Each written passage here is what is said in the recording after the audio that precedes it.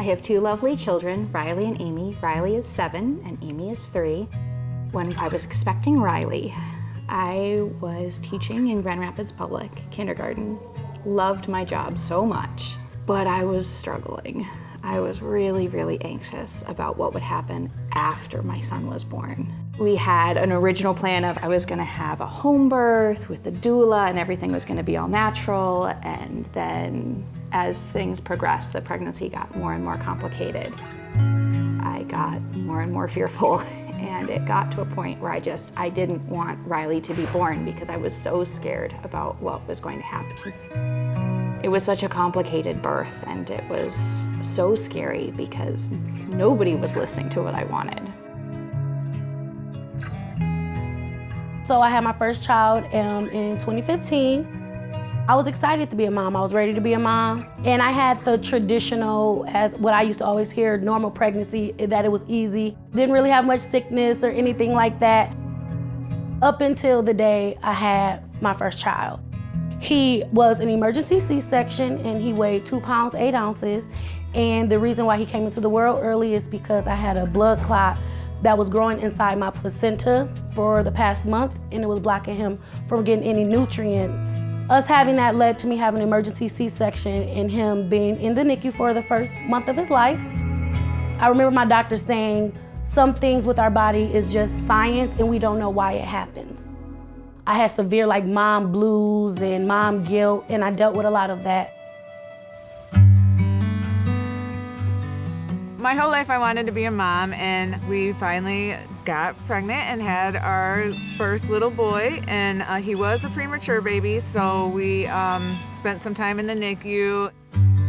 It wasn't until actually our second son that I realized that all these symptoms that I had during my first year of my first son, Brody's life, was part of postpartum depression.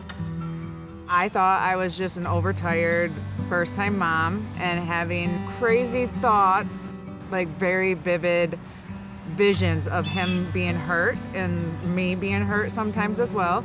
If I would give him baths, all of a sudden I would picture me slipping and hitting my head and knocking out and my son drowning.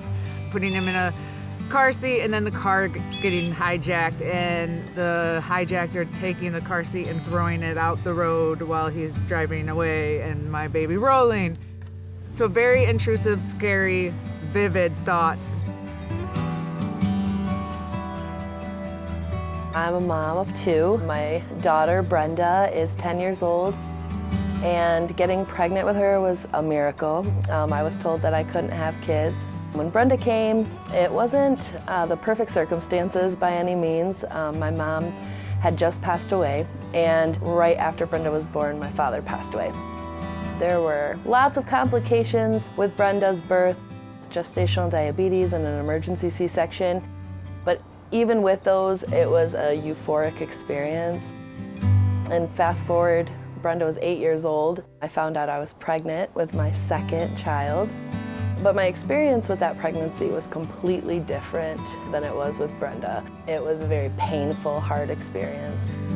I didn't have a lot of support with my second pregnancy, and I also wasn't prepared financially or even physically or even in my relationship to have another child.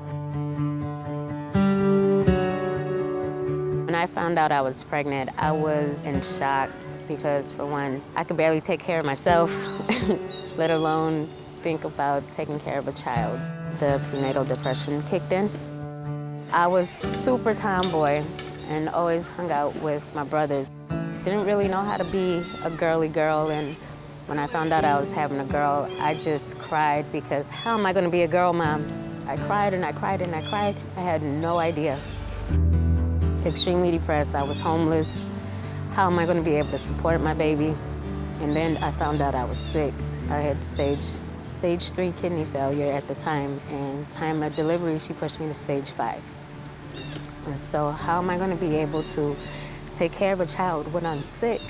How am I gonna be able to afford a child when I was homeless? More people struggle with depression and suicidal thoughts and the I'm a bad mom kind of thoughts than you have any idea. because we don't talk about it, and we should. Asking for help and reaching out and seeing how can I help others after you've gone through the journey yourself is kind of what life should be about. You can see that Amy is just a little bundle of sunshine and Riley's a little bundle of energy.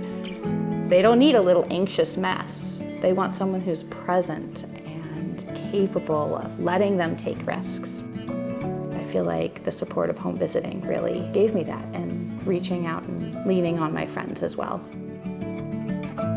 Before I became a mom, I was always this person that had it together. Until I became a parent and my kids decided to send me through a lot of detours. And it taught me that I don't always have to be strong all the time, so it's okay to ask for help. I joined a support group for new moms. Sometimes it's nice to have that person that can relate, or they might have a totally different perspective and help me see through my own.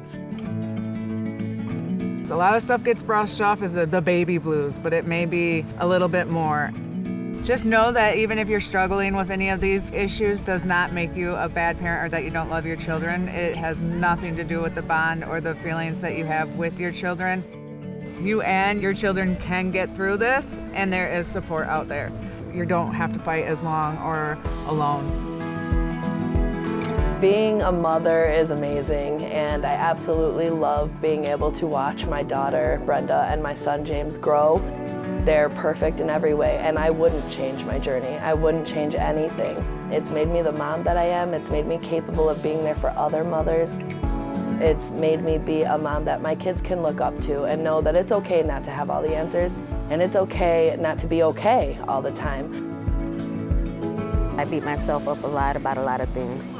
I thought I was the cause of my daughter's cerebral palsy. I thought that was because of the things that I did. But the doctors reassured me that I'm doing a good job now. If you see my daughter now, you can't tell that she has cerebral palsy.